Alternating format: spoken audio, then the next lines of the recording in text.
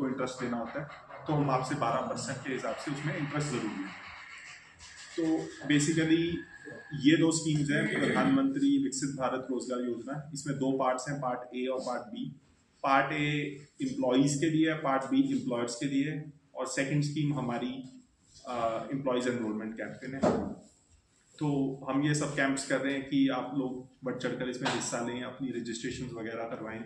आपके जो भी इंडस्ट्री में दोस्त वगैरह हैं, बाकी भी HR डिपार्टमेंट्स वगैरह में, उनको ज़रूर बताइए कि वो रजिस्टर करें। अच्छा हमको फीडबैक अभी तक मिला है, करीब 800-900 कंपनीज़ ने बद्दी एरिया से रजिस्टर कर लिया है। तो स्लोली बेनिफिट आना शुरू होगा। मतलब हम ये चाहते हैं कि ये ना हो कि जब बेनिफिट मिलना शुरू हो जाए फिर आपको याद आए कि यार हमने तो रजिस्ट्रेशन नहीं करवाई थी। तो बेसिकली वी वांट कि आप रजिस्ट्रेशन वगैरह टाइम से करवा लें। और बाकी सब कैलकुलेशन तो उसमें कंप्यूटर नहीं करनी है। जितने आप एम्प्लॉयज़ का PF भरते जाएंगे, कंप्यूटर अपने आप कैलकुलेट करेगा कि इतनी आपकी सब्सिडी मिलती है, सीधा आपके पैन लिंक बैंक अकाउंट में आ जाएगी।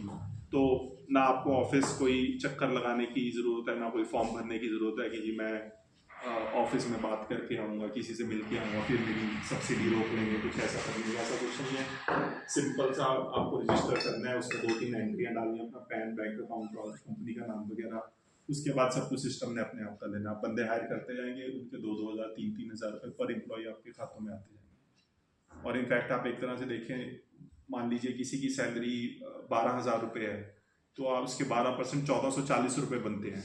तो आप भरेंगे 1440 एम्प्लॉयशिप में, लेकिन सरकार आपको 2,000 रुपये देगी पर एम्प्लॉय। तो इनफैक्ट जितना भर रहे हैं उससे भी ज़्यादा दे रही है एक तरह से।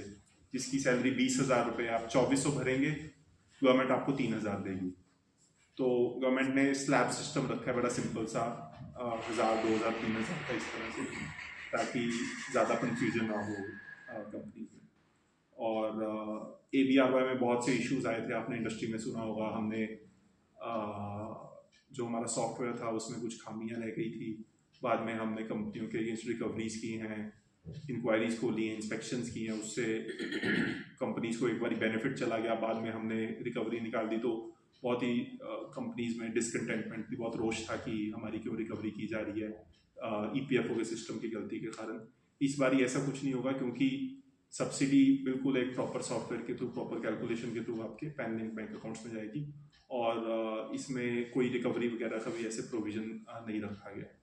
तो I will open the house. कोई भी आपके डाउट्स हों प्लीज़ पूछिए।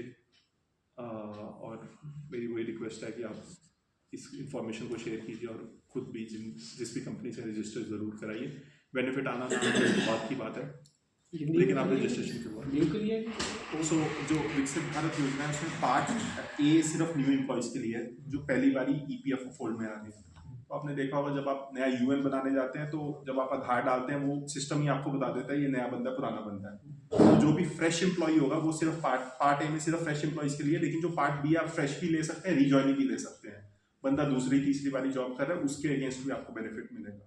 लेकिन आपका वो जो मतलब जो थ्रेशहोल्ड मान लीजिए 100 था या 50 था या 20 था, जितना भी था, अगर 50 से कम थ्रेशहोल्ड है आपका, तो सिर्फ 2 ही एम्प्लॉयज़ आपको, क्योंकि आप में से कई MSME कंपनी से हैं, तो अगर 50 से कम आपका थ्रेशहोल्ड है, मान लीजिए आप पिछले 12 महीनों में आपने 10-10 की ECR फाइल की, आपको सिर्फ 2 एम्प्लॉयज़ ऐड करने हैं और उनका 2-2 हज़ार 3-3 हज़ार रुपये आपके खाते में आना शुरू हो जाएगा। थ्रेशहोल्ड पे नमस्कार जी, मेरा नाम जगजोत सिंह चीमा है। मैं regional PF commissioner 2 district office Baddi EPFO में पोस्टेड हूँ। आज भारतीय लघु उद्योग संघ के ने जो सेमिनार करवाया है उसमें हमने पार्टिसिपेट किया है EPFO की तरफ से। और हमने EPFO की 2 न्यू स्कीम्स के बारे में इधर जो भी MSME कंपनी से लोग आए थे उनको जानकारी दी है इन 2 स्कीम्स के बारे में। पहली स्कीम प्रधानमंत्री विकसित भारत रोजगार योजना के बारे में जानकारी दी है। फर्दर उसमें 2 पार्ट्स हैं, पार्ट ए और part B. Part A employees के लिए और पार्ट बी एम्प्लॉयर्स के लिए इन दोनों स्कीम्स की जानकारी दी है कि कितनी सब्सिडी एम्प्लॉयज़ को और एम्प्लॉयर्स को इस स्कीम के तहत मिल सकती है।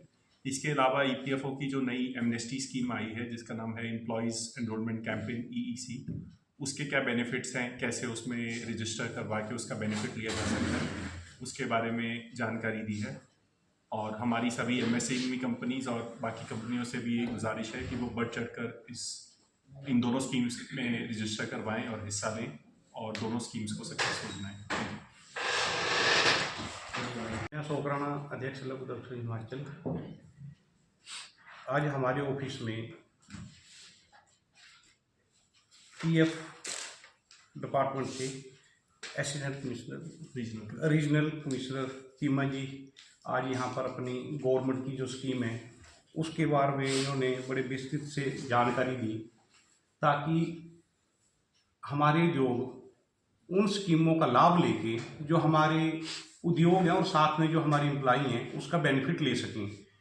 तो मैं सभी अपने जितने भी उद्योग हैं, औद्योगिक हमारे साथी हैं, वो इन स्कीमों का फ़ायदा लें और अपने उद्योग जो हमारी मंदी से चल रहे हैं उसमें गवर्नमेंट की बहुत सी स्कीमें हैं, तो उसमें इनका बेनिफिट लेके अपने उद्योगों को सुचारू रूप से चलाएं। साथ में हमारे क्या नाम है भाई साहब आपका, इससे आए थे बिकम जी, हमारी ये सिडबी की एक हिमाचल गवर्नमेंट की स्कीम भी चली हुई है, उसके बीच में ग्रीन एनर्जी के ऊपर वो डाटा इकट्ठा कर रहे हैं। मैं सभी अपने औद्योगिक भाइयों को बोलता हूँ कि वो इस डाटा को देने के लिए हिचकिचाएं नहीं, वो ऐसा कोई डंडा लेके नहीं आ रहा है। हिमाचल गवर्नमेंट ने ड्यूटी लगा रखी है कि हिमाचल को ग्रीन एनर्जी का फायदा दे ताकि हमें वो सस्ती पड़े। उसके साथ सीडीबी बैंक उसको सपोर्ट कर रहा है फाइनेंस करने के लिए, और आपके उद्योगों में एक तो ग्रीन एनर्जी साथ में वो सस्ती पड़ेगी। वो डाटा कलेक्ट कर रहे हैं, आप दें, क्योंकि मेरी फैक्ट्री में आए थे तो हमने उनको नहीं वो हमें से डाटा कलेक्ट कर रहे हैं इंडस्ट्री से कि किन की कितनी रिक्वायरमेंट है इलेक्ट्रिसिटी की या कुछ ऐसी है, शायद वो लग हो सकता है ऐसे। तो वो आए थे तो कई मेरे को कॉल है उनका कि लोग डाटा देने से भी हिचकिचा रहे हैं कि उनको कितना किलोवाट लोड लगता है या क्या उनकी जरूरतें हैं। कृपया वो दे दें ताकि पता लग सके कि हिमाचल में कौन कौन कितनी की एनर्जी की जरूरत है और आगे क्या वो गवर्नमेंट उनको मदद कर सकती है। तो इसके साथ ही मैं सर का धन्यवाद करता हूँ, क्योंकि पहले तो हमें इनके ऑफिस के चक्कर काटने पड़ रहे थे, पर गवर्नमेंट इतना सपोर्ट कर रही है। सभी विभाग, पीछे ESI की भी स्कीमें आई थी, वो भी हमारे ऑफिस में आके उन्होंने अपनी जानकारी दी, क्योंकि कई बार लोग उद्योगों को जानकारी नहीं मिलती है तो उसका बेनिफिट नहीं ले पाती हैं। तो मैं धन्यवाद करता हूँ सभी विभागों का और चीमा जी का जो हमारे ऑफिस में आके इन्होंने हमें जानकारी दी। धन्यवाद सर, नमस्कार जी।